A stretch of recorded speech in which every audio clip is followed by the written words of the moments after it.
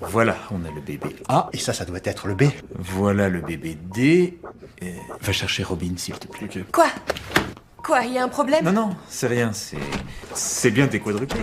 Oui. Pourquoi? J'ai seulement 3 bébés à l'écran. Les paroles du médecin inquiètent beaucoup la femme enceinte. Robbins la rassure en disant que le bébé se cache simplement au fond de l'utérus. Très vite, Robbins trouve le bébé. Mais le bébé a déjà commencé à descendre vers le canal de naissance. Il veut échapper à ses sœurs. Courtney, je pense que le travail commence. C'est pas possible, c'est trop tôt. 3 mois trop tôt. Le travail peut pas commencer si j'accouche maintenant, ils vont tous mourir. Je sais. Mais Robbins explique que tout retard mettrait la vie du bébé en danger. Finalement, la femme entre quand même en salle d'opération. Le mari commence à douter du jugement du médecin.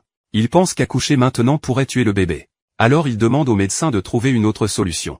Le travail, c'est comme un gros rocher qui dévale une colline, c'est difficile à stopper. Mais c'est ce que vous êtes en train de faire. J'essaie, c'est ce que je suis en train de faire. Mais face à la situation qui ne cesse de se dégrader, les médecins n'ont pas d'autre choix. Les médicaments rendent les contractions de la femme enceinte plus intenses.